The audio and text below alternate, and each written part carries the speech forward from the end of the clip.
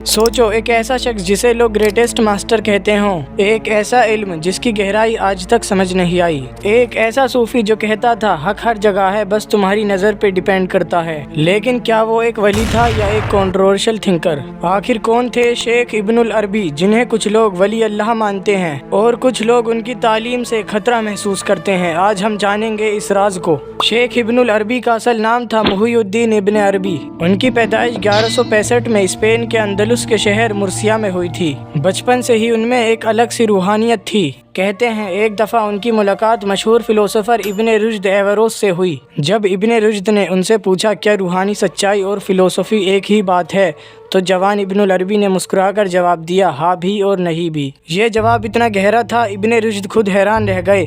फिर शुरू हुआ उनका सफ़र। स्पेन से लेकर नॉर्थ अफ्रीका और वहाँ से मक्का तक उन्होंने अपनी ज़िंदगी का ज़्यादातर हिस्सा इल्म और रूहानियत की तलाश में गुजारा। इब्नुल अरबी की सबसे मशहूर तालीम है वहदत अल वजूद, यानी एग्जिस्टेंस की एक ही हकीकत है। उनका कहना था जो कुछ भी तुम देखते हो वो सब अल्लाह की एक झलक है। लेकिन यही बात उनके लिए कंट्रोवर्सी बन गई। कुछ लोगों ने कहा उनकी बातें इस्लाम के खिलाफ है, जबकि दूसरे लोग उन्हें सूफिज्म का सबसे बड़ा आलिम मानते हैं। उन्होंने 300 से ज़्यादा किताबें लिखी, जिसमें सबसे मशहूर है फुसूस अल हिकाम और अल फतुहात अल मक्किया। इन किताबों में उन्होंने रूह, अल्लाह और इंसान के बीच के रिश्तों को एक्सप्लेन किया, इतनी गहराई से कि आज भी आलिम उनकी राइटिंग को समझने की कोशिश करते हैं। इब्नुल अरबी का असर सिर्फ उनके ज़माने तक नहीं था, बल्कि आज भी उनकी तालीम दुनिया भर में पढ़ी जाती है। उन्हें लोग कहते हैं शेख अल अकबर, यानी द ग्रेटेस्ट मास्टर। उनकी सोच ने सूफिज्म को एक नया रूप दिया और उन्होंने लोगों को सिखाया कि अल्लाह को सिर्फ मस्जिद में नहीं बल्कि हर जगह महसूस करो।